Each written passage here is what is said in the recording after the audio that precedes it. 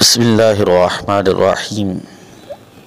ریاض الصالحین کی حدیث نمبر 10 بری نیت پر عذاب کے حوالے سے ہے۔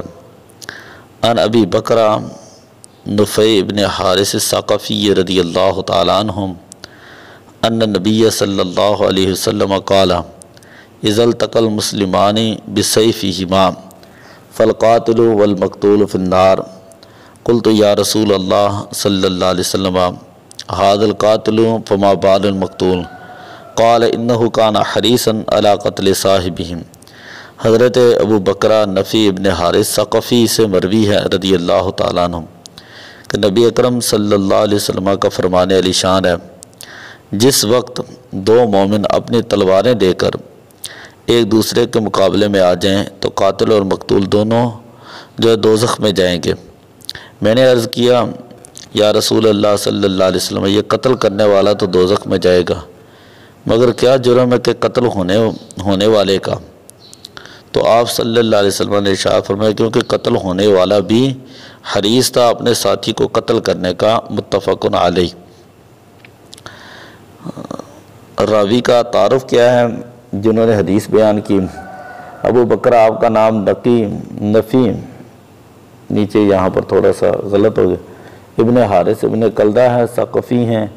آپ غزوہ طائف کے موقع پر ایک کنویں کی رسی کے ذریعے، جس سے عربی میں بکرا کہتے ہیں، لٹک کر حضور علیہ صلوٰۃ والسلام کی خدمت میں پہنچے۔ حضور نبی اکرم صلی اللہ علیہ وسلم نے فرمایا تم ابو بکرا رسی والے ہو۔ آپ غلام تھے، حضور علیہ صلوٰۃ والسلام نے آپ کو آزاد کیا، بصرہ میں قیام رہا اور وہاں پر ہی وفات پائی۔ تو 94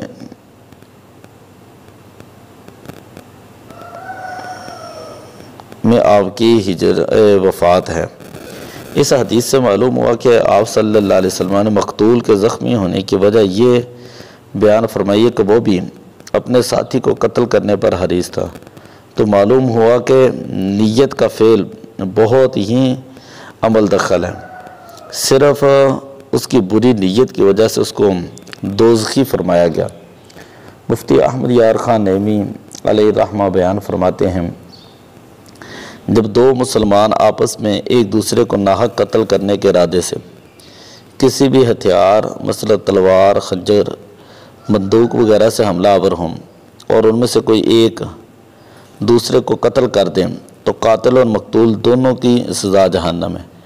قاتل تو ناحق قتل کرنے کی وجہ سے اور مقتول قتل کے پختہ ارادے کی وجہ سے، کیونکہ اگر پہلے اس کا وار چل جاتا تو یہ قاتل کو قتل کر دیتا، لہذا سے بھی قتل ہی کا گناہ ملے گا۔ لیکن یہ اس وقت ہے، یہ حکم اس وقت ہے جب دونوں باطل پر ہوں۔ اگر کوئی ایک حق پر ہو تو صرف باطل والا ہی گناہ گار ہوگا۔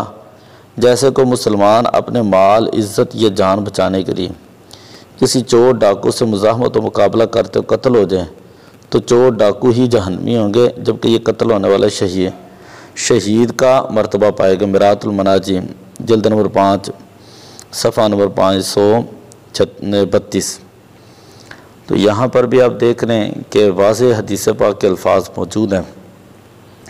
ریاض الصالحین میں یہ 10 نمبر حدیث ہے اخلاص اور نیت کے باب کے اندر، کہ جس میں حضور علیہ صلوٰۃ والسلام نے ارشاد فرمایا جب دو مسلمان تلواروں کے ساتھ آپس میں لڑ رہے ہوں تو قاتل مقتول دونوں ہی جہنم کے اندر ہیں۔ تو اس کی وجہ ہی یہ ہے کہ دونوں جو ہے وہ ناحق لڑ رہے ہیں اور دونوں ایک دوسرے کے قتل کے درپے ہیں۔ تو اس وجہ سے حضور علیہ السلام نے یہ تاکید فرمائی، الصلاۃ والسلام علیک یا رسول اللہ وعلی آلک واصحابک یا حبیب اللہ۔